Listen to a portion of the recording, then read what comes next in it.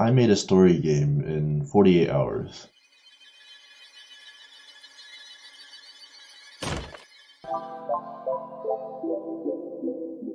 Hello and welcome to this video where I'm going to talk about my experience with the game jam Ludum Dare. Game jams are wonderful events. You grind your butt off for a specific amount of time to develop a game and hopefully not die from exhaustion by the end of it. But you know, it's fun. It's a great chance to learn something new while you're at it. For Ludum Dare, there are two specific formats, the jam and the compo. The jam has a 72-hour time limit where you can use whatever assets you have available to you to develop the game that you want. You can also work in a team if you'd like. For the compo, everything is a lot more strict. You are to work alone, make all assets yourself, and do all of it in only 48 hours. They call it Ludum Dare hard mode, and I always like to play in hard mode, so I opted for the compo. Now, this isn't my first time in a game jam. I've also done 2 game jams prior to this one, including the Ludum Dare last October, so I'd say I'm pretty familiar with the 48-hour grind. Knowing that, I wanted to try something different this time, you know? Learn something new. So these were the themes in the last selection round. After this, the theme gets chosen based on whatever has the most votes. I always like to group similar themes together to make idea generation easier, and for most of these, it was difficult not to come up with some sort of high-score puzzle platformer type of game, because it's my most natural approach. However, there was a theme that really tested my creativity. Folklore. I'm not actually too well versed on any sort of mythology or anything, so initially I thought I was doomed if this theme gets chosen. But looking up the definition of folklore, it simply said that it was the traditions and customs of a community. So I could make my own story. I mean, why not, right? And after a bit of brainstorming, I had some pretty cool ideas and got so into it that I actually hoped that I get this theme. Reading through the website forums, it actually seems like there were many people that liked the theme as well, so it really seemed that this was going to be the theme. And after anxiously waiting for the theme reveal, yeah, not the theme that I wanted, but you know what? It is what it is. I do have an idea for this theme, you know, so I can just, go ahead and do this and just, screw it. I'm just gonna do my story game. So, delay the inevitable. I kind of had to change up my original idea in order to fit with the theme.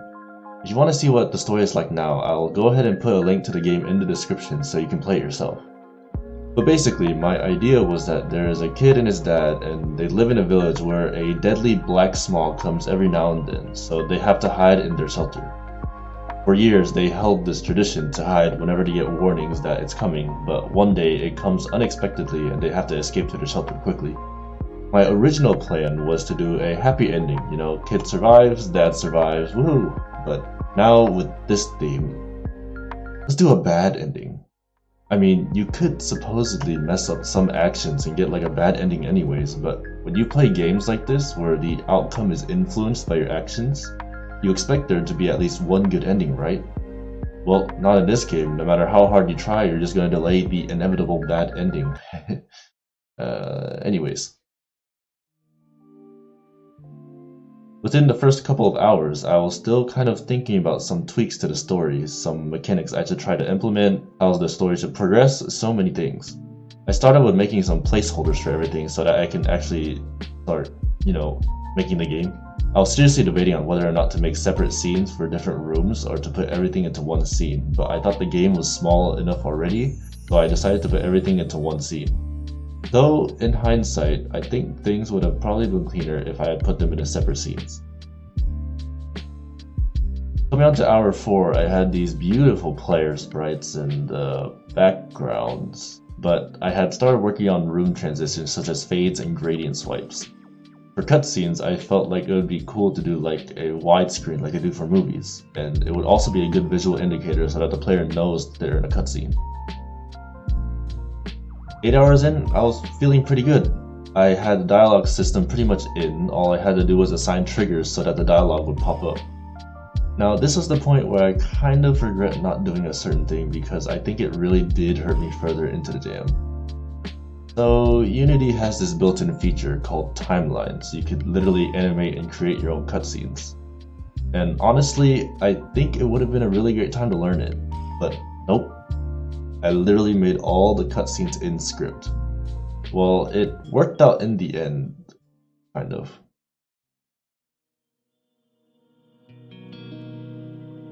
At hour 12, I really started to question myself, like the exciting, cool idea that I had at the start of the jam now suddenly looked really hard to achieve.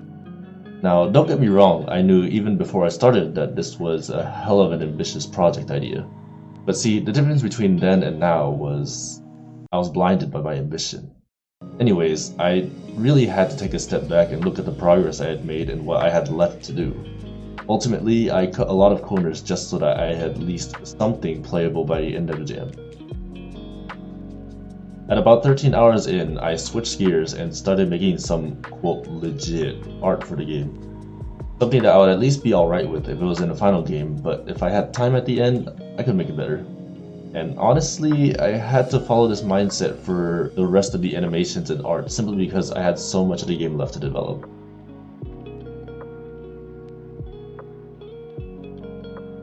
"16 hours into this project, I'm actually starting to see the finish line. I think at this point, I was about 60% done with the game, not including any potential bugs, and I had made art for most of this stuff. However, there's another obstacle. Sleep. So the game jam started on Friday 9 PM. I worked on it pretty much for 6 to 7 hours, then I slept and woke up at 9 AM. At this point in time, it was 2 AM of Sunday, so I only had around 5 hours of sleep in a time span of 17 hours. Honestly, not that bad yet, but here's the question. Should I sleep or should I stay up? Now, I did have plans during the day, so taking that into account, I would literally have about 14-ish hours left to work on the project. I strongly considered taking a nap for a few hours, but I felt like if I did that, I wouldn't have enough time. So I marked today's date because this was the first day I pulled an all-nighter.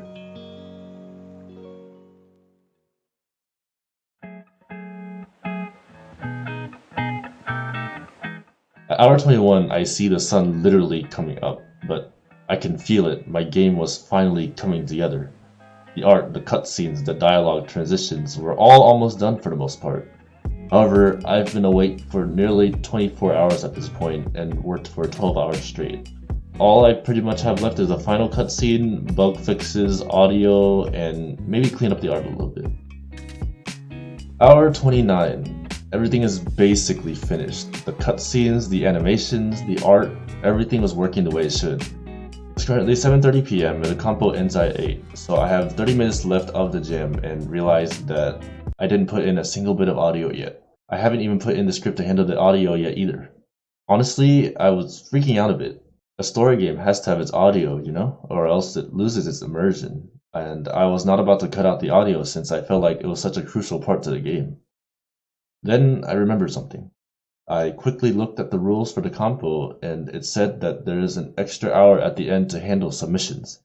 So taking advantage of this, I literally have an hour and 30 minutes left to implement a script to handle audio, put in sound effects, and music tracks. And yeah, actually I did it. I made the script, grabbed some free sound effects from the internet, pulled out my piano, came up with 3 very short tracks, and submitted the game with 15 minutes left to spare. Not bad, huh? And so that was my experience with Ludum Dare 50. One hell of a joyride, especially since it was the first time I pulled an all-nighter. I didn't think I realized how tired I was until I jumped into my bed. Going with this story game idea, it helped me realize again how important it is to understand the scope of the game before you actually work on it. There were so many things that I ended up cutting out of the final product that I was actually happy I was able to get something playable out there at the end. All in all, it was great fun. I realize now how difficult it really is to make a halfway decent story game. Since you're not really focusing too much on mechanics and gameplay, rather you're focusing on storytelling and the artistic appeal. It really pushed my creativity to its limits, which is great practice for me. And with that, these are the final ratings for my game. Honestly, I was already expecting the overall fun, innovation, and theme to be not too high, but I did not expect the graphics, audio, and mood would be as high as it is. For comparison, there were about 800 entries for the Compo, which means that I managed to get in the top 3% for mood.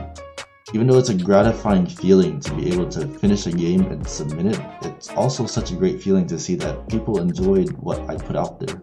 At the end of the day, I think the important thing about game jams is really to enjoy the process.